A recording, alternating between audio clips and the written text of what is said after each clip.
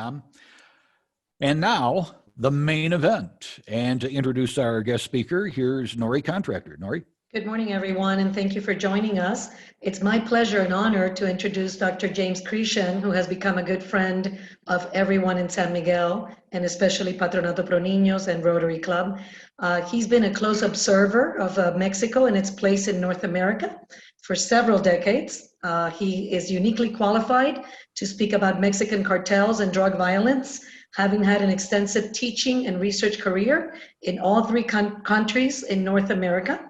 Over the years, Dr. Creechan has taught graduate courses and mentored many Mexican students who have gone on to earn PhDs and undertake research and teach at Mexican universities. Dr. Creechan, after his early retirement from the University of Alberta, continued to teach and do research at several Ontario universities. And today he joins us from Toronto. His newest book is coming out very soon, and hopefully he'll tell us a little bit about that. And it's a book titled Narcocorridos, Drug Wars and Covert Netherworlds. So it is my pleasure to give a very warm San Miguel Midday Rotary Club welcome. Thank you, Dr. Creechan. Okay, thank you, Nori, and I'm watching all the applause, so thank you back. I am not a Rotarian, but I'm very familiar with the work of Rotary Club and the contribution it makes to communities all across North America. And I do appreciate the good work that all you guys do. Okay, so let me start. I'm going to try to talk for about 15 to 20 minutes or so, and then leave room for questions. Okay, my interest in cartels, you can tell I'm a white güero living in Toronto, and you might wonder what my background is.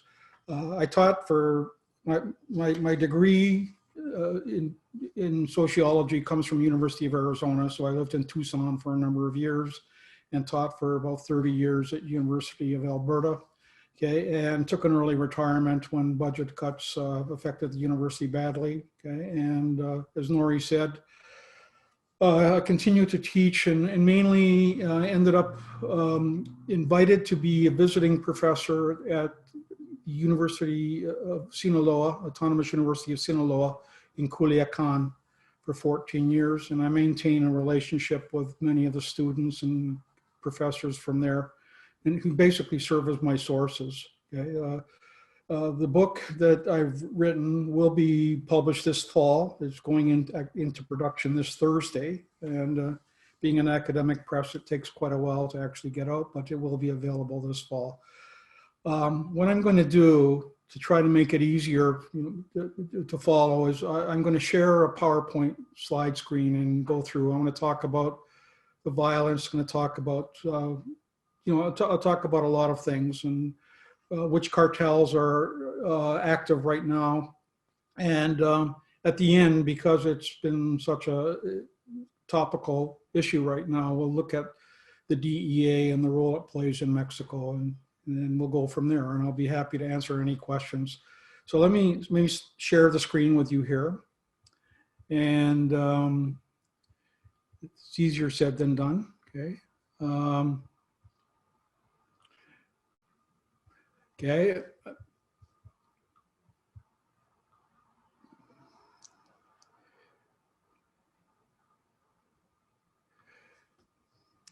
Okay, so there's just basically a number of slides that I'm going to be going through. Okay, let's start with some basic information. There really are, at the moment, there really are two powerful cartels operating in Mexico, and there's another one just a little bit less powerful below that. There's the Cartel del Pacifico, which most people know as the Sinaloa cartel. And the name Cartel del Pacifico has been used because it's kind of split into four factions. They all work very closely together. The one that's most affecting San Miguel is the next one, the Cartel de Jalisco Nueva Generación. Okay, and those two at the top are the most powerful cartels. But there's still remnants of what's known as the Cartel of the Northeast, okay, and the Gulf Cartel, based up up in Tamaulipas and south of there. The cartels are present in at least 31 states. Most of the states in Mexico have several competing gangs. We tend to think of cartels as drug cartels, but they've become much more diverse over the years, and they're involved in all kinds of things beyond drugs. They're not only do the cartels have a national reach across the 31 states, it has a powerful transnational presence. The last I looked at, the Sinaloa cartel, for instance, had a presence in 67 different places around the world. And the other thing about the cartels that I'm going to try to emphasize is that we tend to think of guys like El Chapo Guzman or El Maro in Guanajuato, but the reach of the cartels goes much higher into government and into the army and into the police. And I mean, almost everyone knows that, but the evidence for it is a little bit more difficult to see. So this next slide is taken from a Mexican site that tracks cartels, has been doing so with a great deal of specific information over the years. Animal Political, it's called. It's a great site if you read Spanish, and even if you don't read Spanish. You've got the states, okay, all the states of Mexico and a cartel presence. The two most powerful ones you can see around the edge are, this is the Cartel de Nuevo Generación and the Cartel de Pacifico. Those are the two major ones. But in some states, you've got as many as 8 cartels. This is Mexico State, okay? Powerful cartels and lesser gangs that are under the domination of these two powerful ones. Okay, the Cartel de Jalisco, okay, as I said, is very dominant in Guanajuato, but there are several other hotspots like Jalisco, Hidalgo, okay, Guanajuato, Guerrero, okay, Nuevo León, okay. So anyway, we'll come back to some of that later if you have questions. Cartels have been mainly linked with violence in Mexico. And what I've got here is a graphic of the homicide rate in Mexico going back to about 1990. And you can see that over time, okay, the violent rate has dropped, okay, and then it dramatically jumped. We'll take a look at some of the reasons for that. There was a long-term trend of a drop of homicide, and it's not all associated with the war on drugs, which has gone back to 1972. But it really escalated after about the year 2000 when El Chapo Guzman escaped from prison for the first time. He initiated a number of wars against competitors, the Carrillo's Fuente family from Ciudad Juarez. Okay, Felipe Calderon became president and declared war against the cartels. The Sinaloa cartel continued fragmenting and split and targeted the Beltran Leyvas. Okay, and the Beltran Leyvas, we'll come back to some of them later when we look at the case of the general. Okay, the PRI, when it came back in office, the murder rate did drop. Okay, and I'll go back to there for a minute. What I've got on here is these are the total number of murders, okay, in over time. The brown area on the screen here is what criminologists think would have happened if the cartels had not engaged in war and had not been fighting with each other. So the major contribution to the homicide rate, which is about 35,000 homicides per year, intentional homicides per year, about 60% of them at least, okay, are related to the cartels. Okay, as I said earlier, I won't dwell on this particular one. The cartels are actually involved in all kinds of different things, okay? Money laundering, trafficking of people, stealing radioactive material, car theft, pornography. Maybe they were the ones who broke into the Rotarian site last week, who knows, and they have a presence all around the world. There's 46 of them that are listed here. This is from 2010, so that data is actually quite old. Okay, I'm going to switch themes here for a minute, okay, and kind of look at the idea of drug trafficking and who's involved.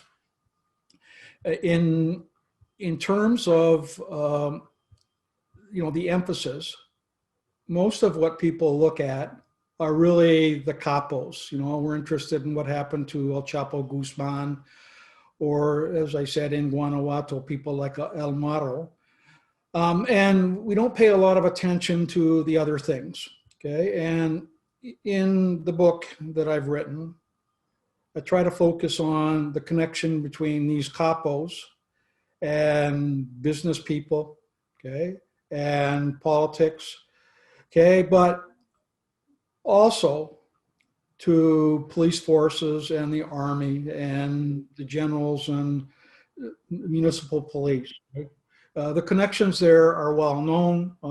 In the book I wrote, I refer to this as a covert netherworld, where all these people are cooperating, but the reality is we tend to only see what's happening at this higher level here. An Italian mafia expert, Roberto Saviano, argued that one of the most important roles to take a look at is what he called the doctors of travel. And these are basically the expediters, the guys who manage to move the drugs from the Andes into Mexico, through Mexico, okay, I mean, in a very complicated way, across the border into the United States, and not just into the United States, but internationally, okay, into Spain, to Africa, to the Far East, to Australia, to everywhere, okay? And before I leave this graphic here, I want to point out one other thing that's going to come up a little bit later. When the DEA and other people try to understand what's happening with cartels, they've really begun working at the bottom, picking off the lowest level guys, getting them to identify people higher up. Once they identify people higher up, they keep moving up with information and then try to move laterally to make sure they get the capos and other kinds of people. Okay, just kind of a change in theme here. I'm an academic criminologist. I have a PhD in sociology and criminology from University of Arizona. And that's the topic I taught for many years, okay, at Alberta, and the kinds of things I taught to students in Mexico. In criminology, okay, we have a lot of information about individual criminals. I mean, we can study them, they're in prison, we know who they are, okay? But as crime gets more complicated, okay, and we talk about gangs and cartels, our access to information gets more complicated and indirect. And we end up not having a lot of confidence in the kinds of things that we can say, okay? And it leads to, in fancy words, what academics call competing narratives, okay? It's basically just saying we all have different ideas about what's going on, okay? And where we get that information is from a number of different sources. And these ideas kind of compete with each other. And if we listen to one of these domains as opposed to others, we might get a very different kind of story of what's happening in the cartels. Recently, most of what we're getting is from popular culture, okay? In particular, in Canada, North America, and Europe, Netflix has really influenced the kind of things that we've known. In Mexico, the narcocorridos have been around forever, and they're actually very accurate in terms of describing what's going on. And of course, in Mexico, you have the so-called prensa amarillo, prensa rojo, focusing on crime. They're also excellent journalists, Okay, in fact, the book I wrote, much of my information is dependent on investigative journalists such as Annabel Hernandez, who's got several books, okay, Carmen Arastegui, okay, who's a daily webcast and web news is followed, and many brave journalists who have been murdered and put their lives at risk to cover it. Okay, if anybody is familiar with the mafia, we know that there are some famous inside accounts of what goes on in the Italian mafia. That kind of thing hasn't happened in Mexico until recently. Okay, but there's a book that came out in December called El Traidor. There's no English translation of it as of yet, but it's the autobiography of the son of El Mayo Zambada, okay, one of the longest serving capos, never been arrested. Okay, his son is in jail, was tried in Chicago, and he wrote a biography and told it to the journalist Annabel Hernandez. Okay, but of course, most of the specific information we have is actually coming from U.S. intelligence, okay, from the DEA in particular, but the CIA is also involved in the FBI, okay. We're doing for time here. I've got about 3 minutes left, so let me see to move on a little bit. Okay, the DEA has been in Mexico gathering that information since about the 1970s. It has about 50 agents there. They're spaced around the country. They're in Mazatlan, Mexico City, but all the major cities like Monterrey.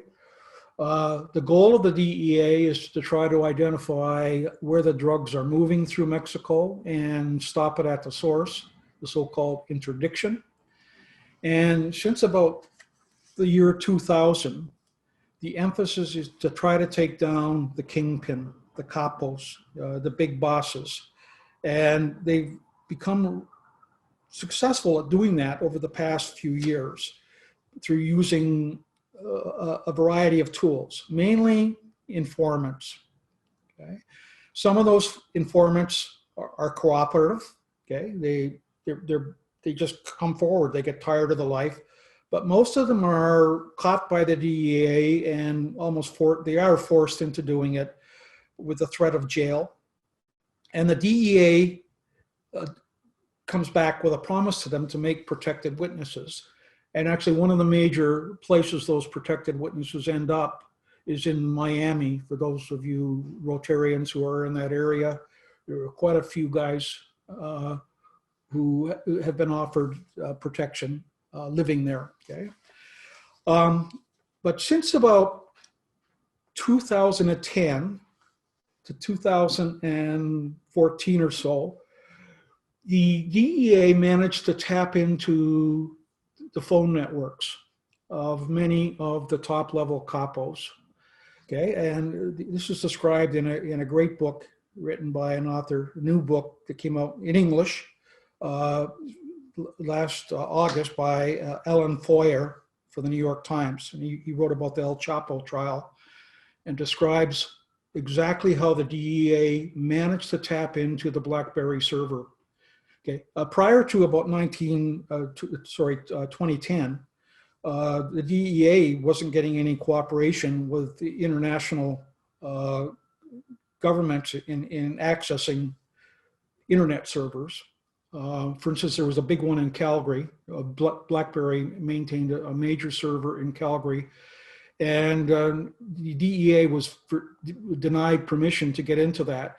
But then around 2011, 2012, I'm not exactly sure of which year, BlackBerry moved its server to Austin, Texas. And all of a sudden the gates opened up and they were able to track networks of phones used, right? Much of this information is kept in archival records in places like Phoenix and El Paso. People like me cannot get into it. That information is sealed and only appears when a major capo goes to trial and that evidence is released. Okay, And the DEA, of course, plays a big role. The DEA, this is a cartoon that appeared in La Jornada last week or so. And it talks about the various kinds of ways the DEA is viewed in Mexico. Or, okay, the DEA itself sees itself as the big hero. And if you watch the Netflix series on the cartels, the DEA is always the heroic agent, okay? Okay, my timer has gone off, so I'll try to wind this up here relatively quickly. Jim, don't worry, you've got plenty of time. Okay, yeah.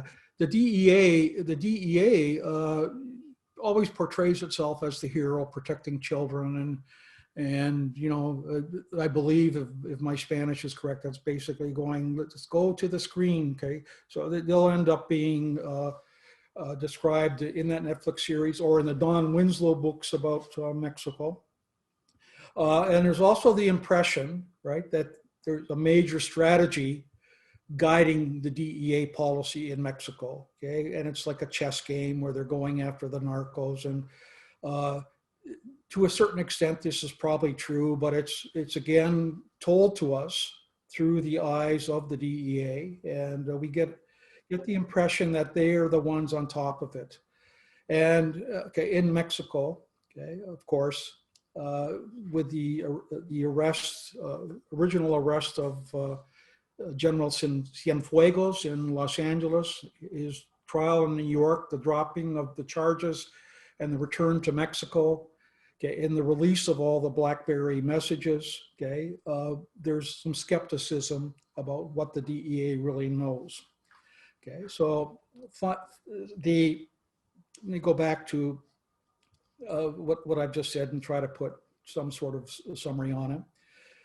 The book from Foyer, Alan Foyer, does describe the way the DEA worked to build their case. It's a very strong case based on wiretaps, okay, especially of BlackBerry phones and the ability to track SMS messages with pins, but it's backed up also by those protected witnesses and the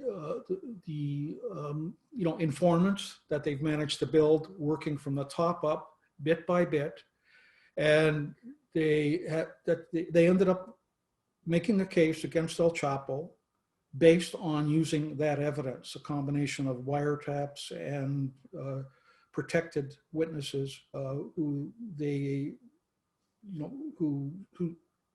presented very compelling evidence about the extent of bribery.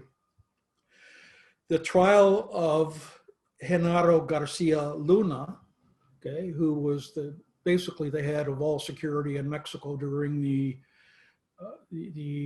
presidency of Felipe Calderon, is based on the same evidence, okay? And there's no doubt in my mind the DEA has an incredibly strong case, okay? And that when he goes to trial, again, and by the way, Genaro Garcia Luna owns many businesses in Miami. Okay? That's what he did with the money, okay? And so that bulk of evidence is the same information that was used to make the case against General Cienfuegos, who of course has been released and in Mexico has been defended by President Andres Manuel Lopez Obrador, okay, to the point where the president has said that the DEA is incompetent, has made up this evidence.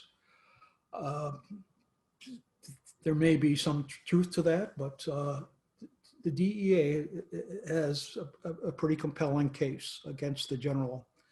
Okay, anyway, that's kind of my overview of it, and it will be, much of this will be described in the book that's coming out. But at this point, I'm going to stop sharing the screen. Okay. Well, wonderful, Jim, because we do have quite a few questions. So okay. I'm going to start asking you. Okay. One question is, what are corridos? And being a Spanish speaker myself, I looked it up because I thought it was quite an interesting word that I had not heard before. Okay, a corrido is just basically a style of music that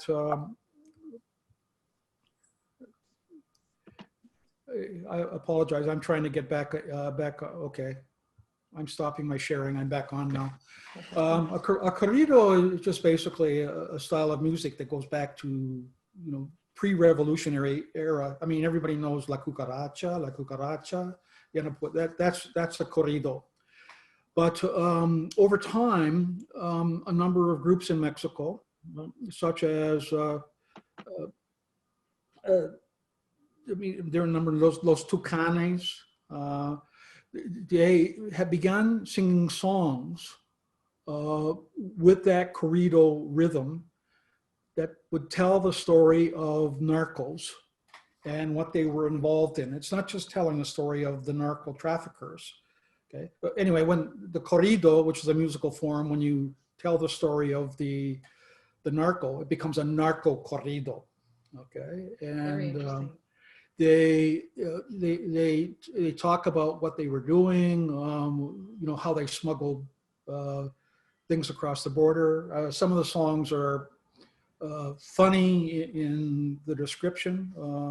One famous corrido talks about some smugglers who dressed up as nuns, or you know, they put the full nun The habit. outfit on and smuggled drugs in their, yeah, they smuggled drugs in their tires.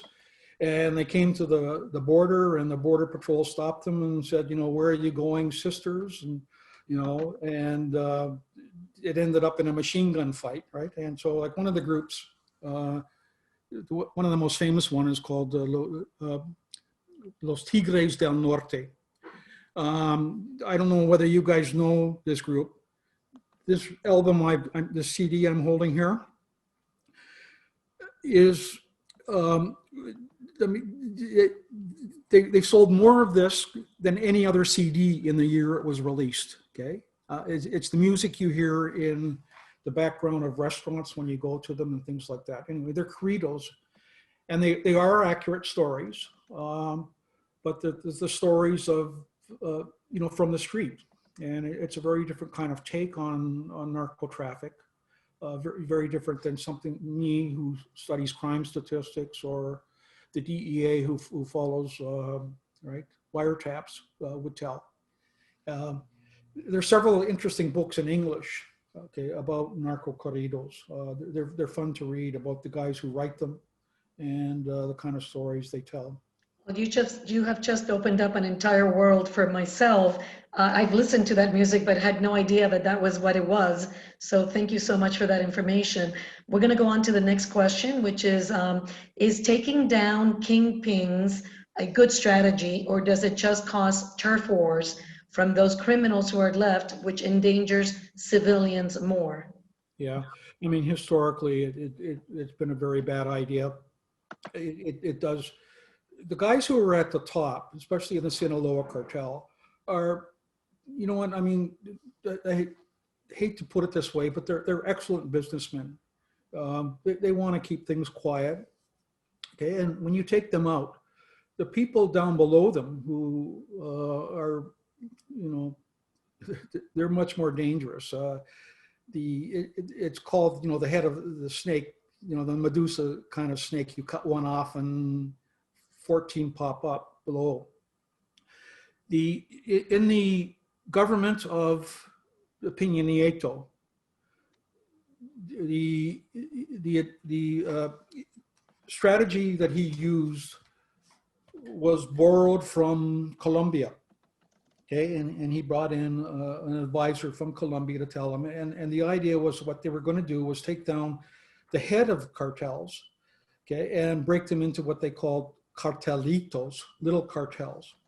But what you ended up happening was like that picture I showed you at the start there. Instead of having 2 cartels or 3 cartels, you end up with 18 different groups, and they're competing for each other, and they're competing over the plaza. So, I mean, as a strategy, the kingpin strategy hasn't worked.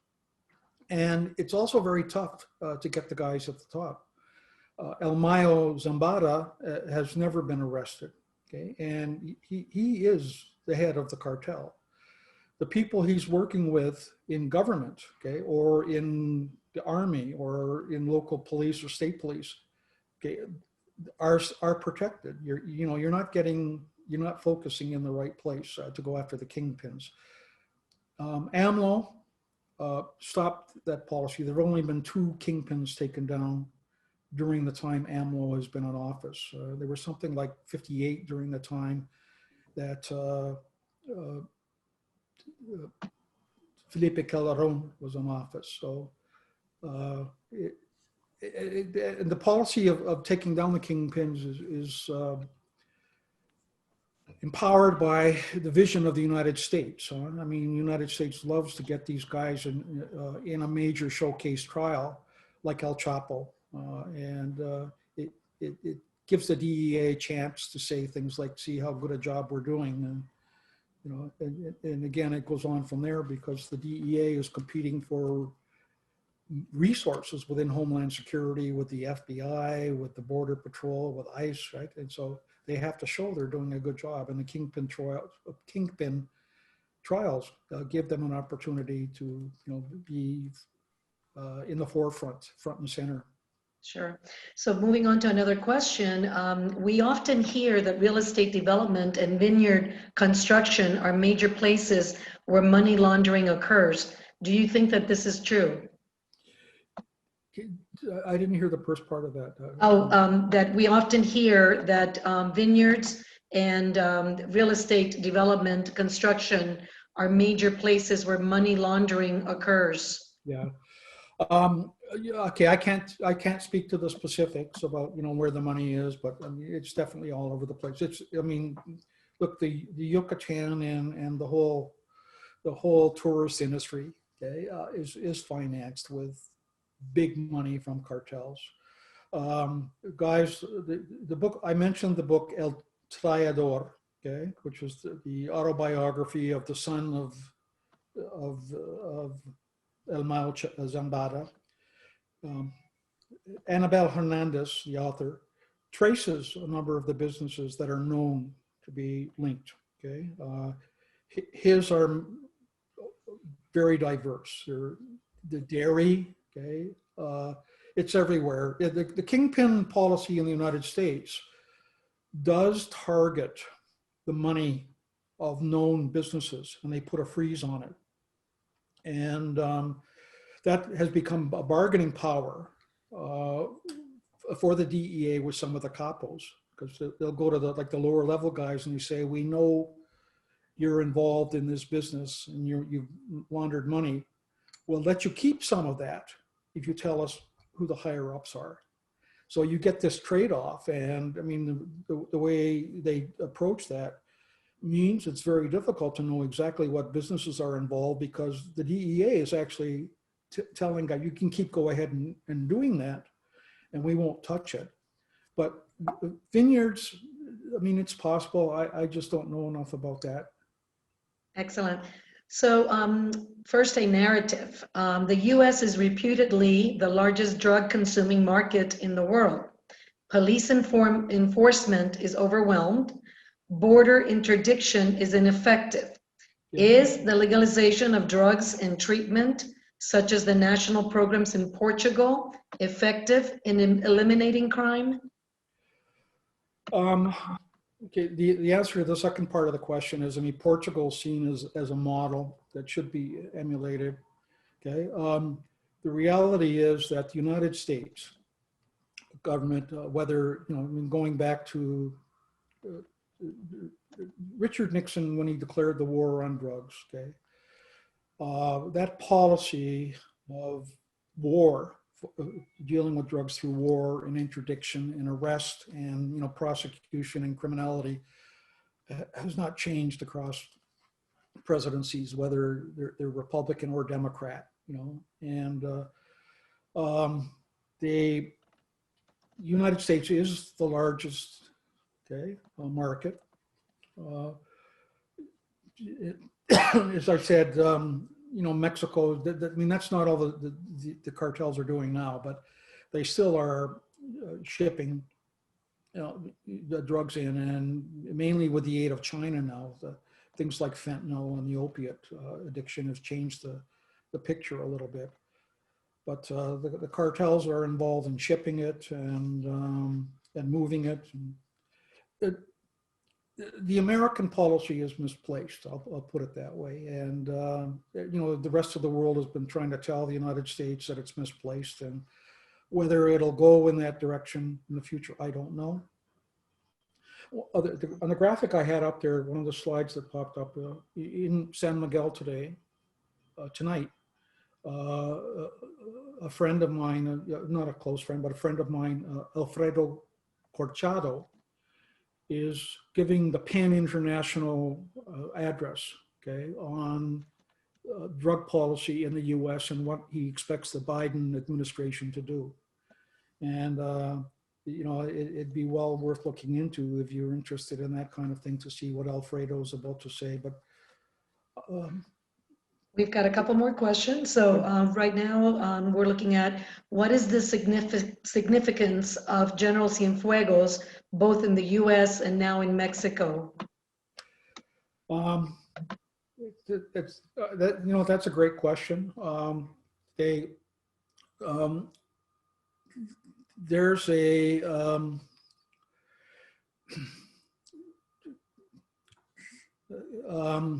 like I said, it's a great question and a lot of answers. I'm going to go share the screen for a minute, see if I can bring something up. This appeared in today. Okay, I don't know if anybody, again, the English translation on it.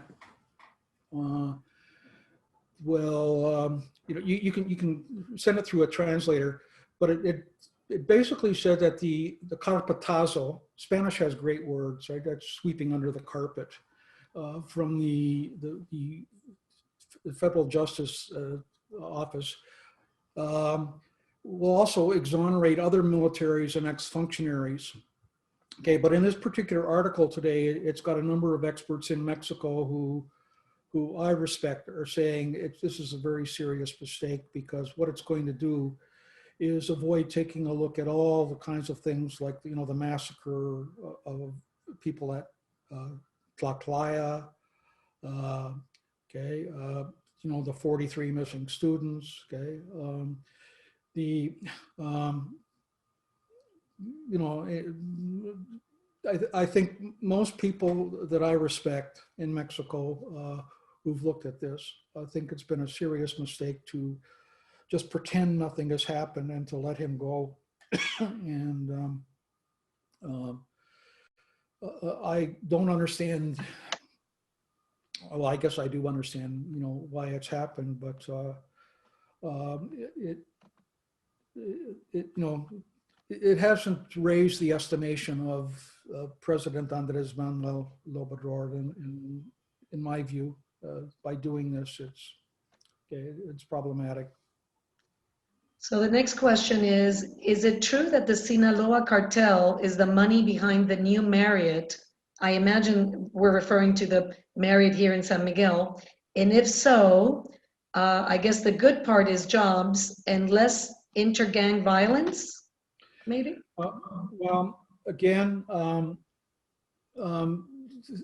one of the problems I had in writing this book, it took forever, is that things keep changing. And so who specifically is putting money into the Marriott there, I don't know. Okay.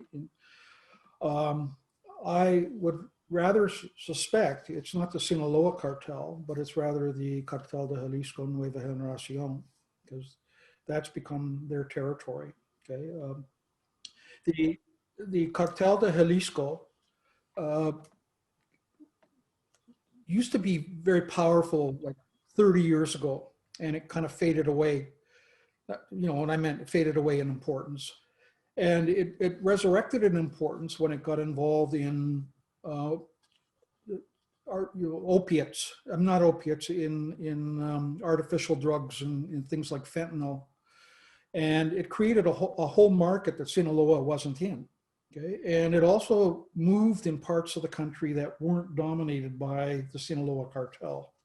Okay, and so that's how it got involved in trying to take over the pipelines, you know, running across the middle of Mexico. So my suspicion, it's more likely to be, if they are involved, okay, and there's a good chance, if they are involved, it's more likely to be the Cartel de Jalisco Nueva Generación that's there. Very interesting. So are there any US citizen capos in the USA or just retail distributors? And the second part of that question, are the US capos in complicity with US politicians and the US Army?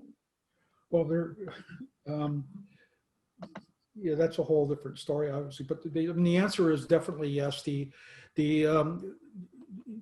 cartel, the Golfo, became very powerful. It arose in dominance. It became very powerful when the DEA and the CIA and American Justice managed to close down the routes going through the Caribbean. So it shifted along the east coast of Mexico up through Tamaulipas, and the Gulf Cartel, the leader at the time, actually was a dual citizen, and the Americans very easily, the DEA very easily grabbed him because he was an American. They didn't have to worry about things like extradition. So, and then when that happened, the cartel ended up in the hands of only Mexicans, and those guys who were fighting amongst each other were literally crazy and on coke and on drugs, and it became very violent up in that area and like no man's turf. So that's one case, like where an American dual citizen was clearly involved. But the most interesting case is the example of a guy called La Barbie. He was a high school football player in Texas. I believe it was El Paso. It might have been another city on the border.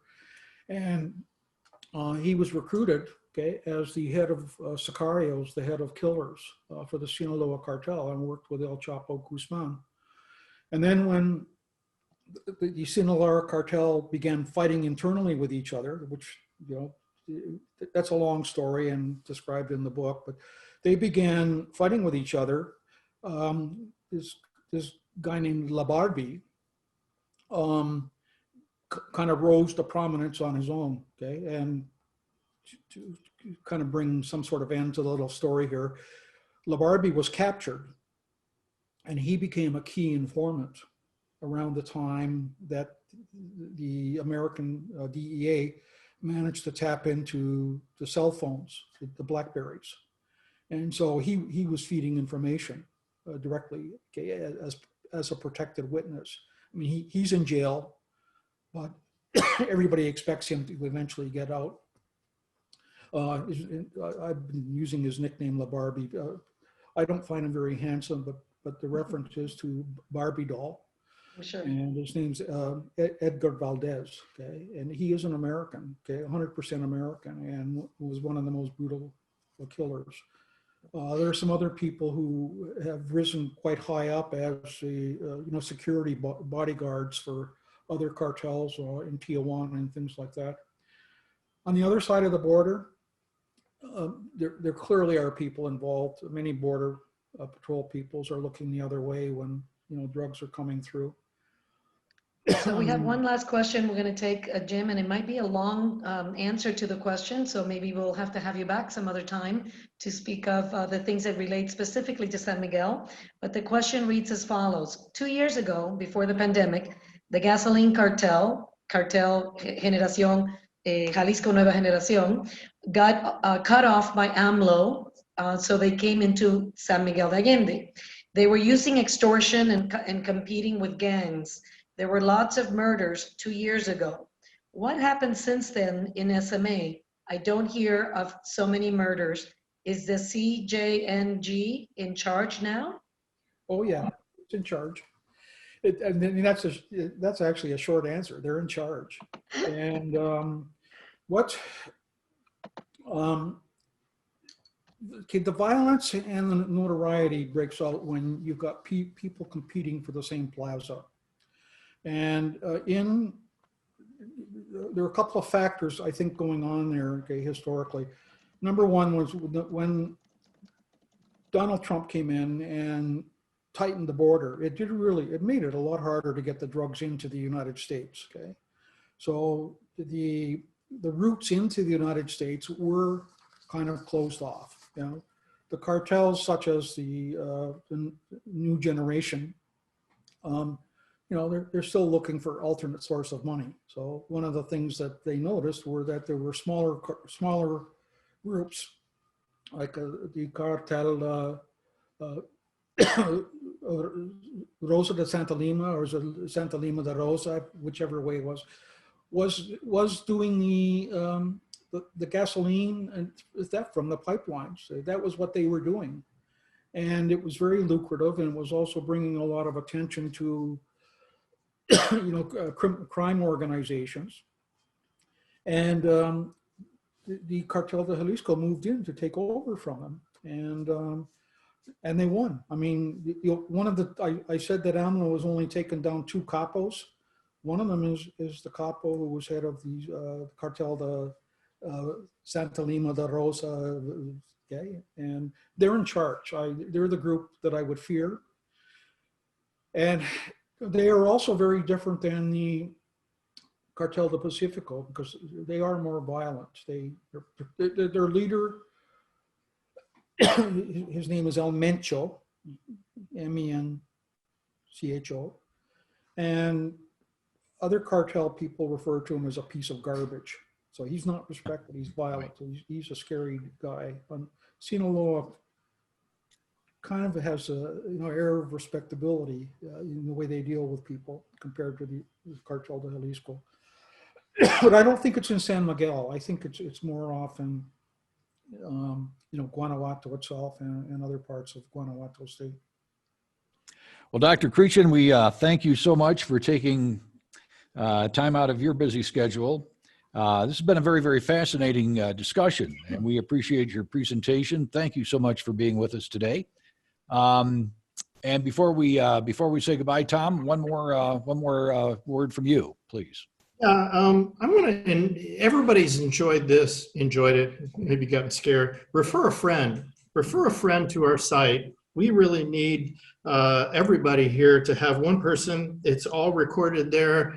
Go onto the Rotary SMA Midday sites on everything that you've got there from Rotary, and go there and send a friend that link and tell them to come listen to this and pass by the donate button. And Rotarians, I tell you the same thing. This is not just for our guests. Each one of our Rotarians gives healthily for a number of things that we do, but don't give yourself a break. Pass by the donate button yourself on the way out of here, and let's see how many donations we can get today, even if it's only 50 or 100 pesos. Thanks, Skip. Back to you. What are we doing next week? Next week, Club Assembly is next week. I think next week's February 2nd? Yes. Yeah, Club Assembly. More on that coming. With that, I want to thank once again our guest for joining us this morning. And I want to thank all 70 people that tuned in for today's meeting of the Midday Club of San Miguel de Allende. We have more great guests coming up, so please keep watching for information in Atención, and of course online as well with the different social media outlets. Everybody have a great day. This meeting is adjourned.